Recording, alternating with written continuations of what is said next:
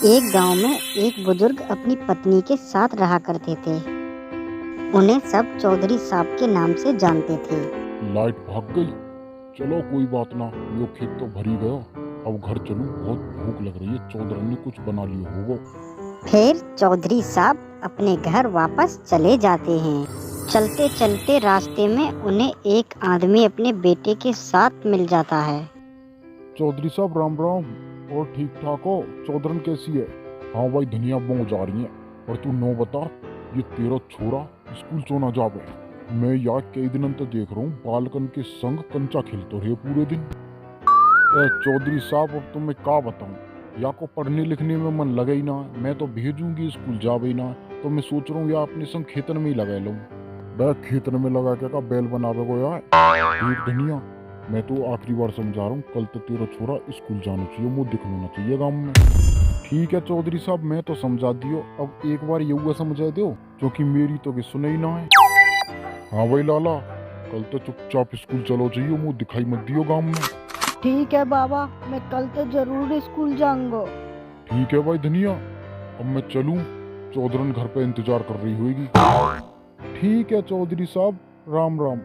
फिर वो वहाँ से चले जाते हैं और चौधरी साहब अपने घर लौटते हैं। घर पर चौधरन चूल्हे पर बैठी होती है और चौधरी साहब घर पे पहुंचकर खाट पर बैठकर बोलते हैं। अरे चौधरन ला, बन गई हो तो चावा कछू दे दे।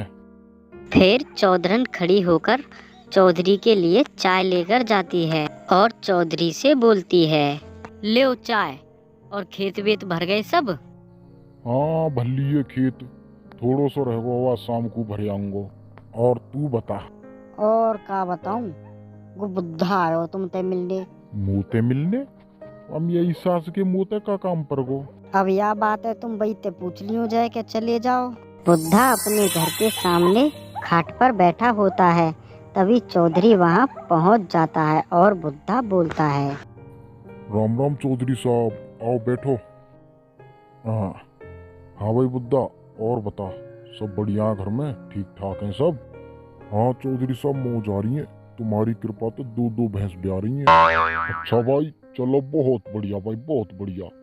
और बता, कहाँ चल रहा हो आजकल? आजकल आजकल तो चौधरी साहब मोटरसाइकिल ज्यादा चल रही है, घर घर में मोटरसाइकिल है सब पे। और लाता मारूंगा फेंका, मैं वाकी ना कर रहा हूँ, मैं काम धंधे की पूछ रहा हूँ। काम धंधो कहाँ है चौधरी साहब, थलवार चल रही है, नो मान लो। काके तम्बाकू के लिए अभी पैसा ना है। हाँ भाई ऐसे ही है, चल मैं चलूँ, अब बहुत देर रह गई। ठीक है चौधरी साहब, जैसी थारी इच्छा, निकल लो। फिर चौधरी साहब वहाँ से चले जाते हैं। एक शहर की लड़की रास्ते पर खड़ी होती है। ओ माय गॉड, यहाँ तो कोई भी नहीं है। अब मैं रास्ता किससे पूछूं? तभी सामने से चौधरी साहब आते हैं। अरे, लगता है सामने से कोई आ रहा है, इसी से रास्ता पूछती हूँ।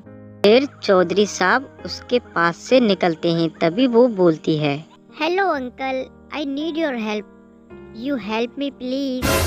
उसने क्या बोला चौधरी को कुछ समझ नहीं आया। Oh hello uncle, I am talking you are listen to me. और कहा बड़बड़ा रही है इंग्लिश में, कुछ समझ में तो आई ना रहो। अरे अंकल, मुझे आपकी मदद की जरूरत है।